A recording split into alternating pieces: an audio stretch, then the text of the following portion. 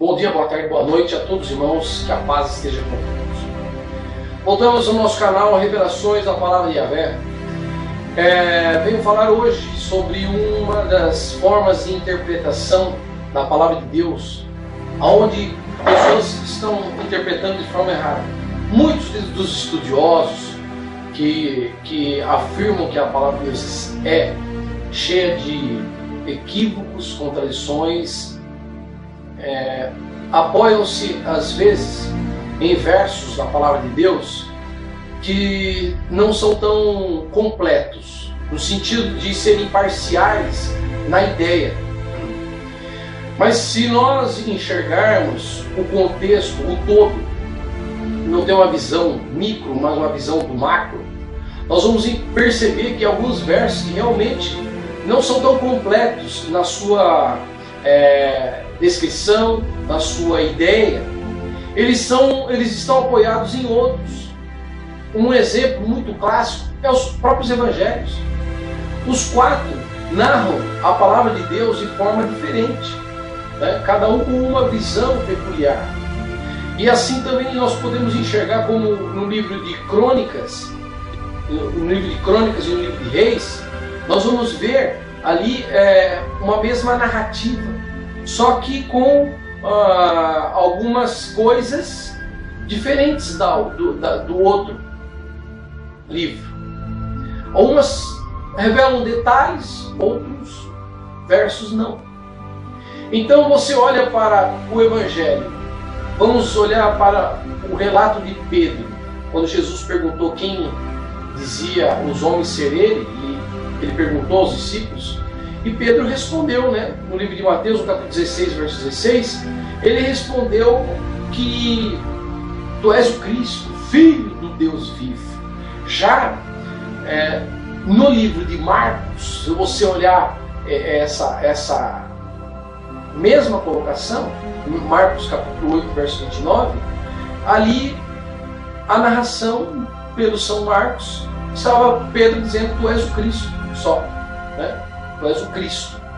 Já falando da mesma narração no livro de Lucas, capítulo 9, versículo 20, você vê ali Pedro falando que tu és o Cristo de Deus.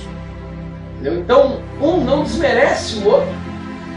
Na verdade, Deus complementa um com o outro. Então, algumas pessoas apegam-se a um texto isolado e interpretam de forma errada, dizendo que está condenado, né? Mas, na verdade, falta aquela ligação por intermédio do estudo,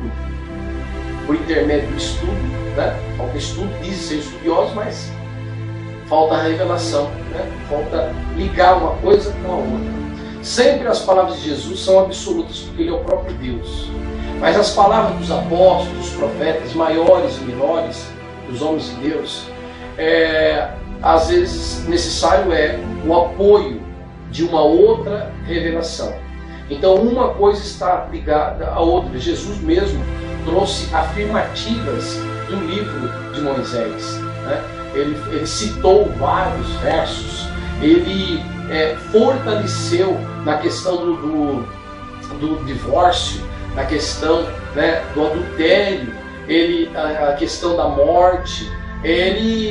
Moisés tinha uma revelação parcial, e Jesus veio e complementou, dizendo que não haveria mais aquela condição de olho por olho, dente por dente, e que hoje mentalmente o homem poderia estar pecando, né? Então o homem ele usa subterfúgios e cria chantagens teológicas nessas brechas de interpretações que eles têm propriamente, sendo alguma coisa própria, afirmando que isso aqui está errado, ou isso aqui dá uma margem de erro.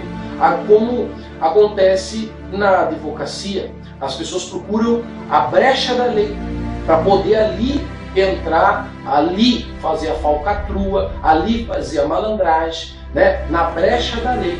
Então, esses estudiosos de seitas heresias, eles procuram brechas na lei de Deus para se apoiar nas suas malandragens, nos seus pecados, né? E Na verdade, Jesus, sabendo que o homem estava tendo essa oportunidade de pecar, então ele mesmo fechou a portinha por onde o rato passava. Então ele disse: também na mente, se você cobiçar a mulher do próximo, você já cometeu adultério com ela. Então Jesus ele veio e combateu, ele trouxe uma revelação mais apurada de uma revelação antiga, tá?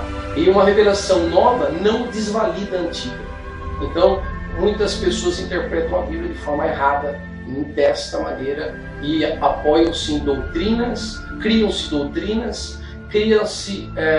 filosofias de vida, a qual eu chamo de chantagens teológicas, para apoiar o seu próprio erro, né? Para ter uma forma de escapatória, tá bom? Então, está aí mais uma forma errônea de interpretação da palavra de Deus.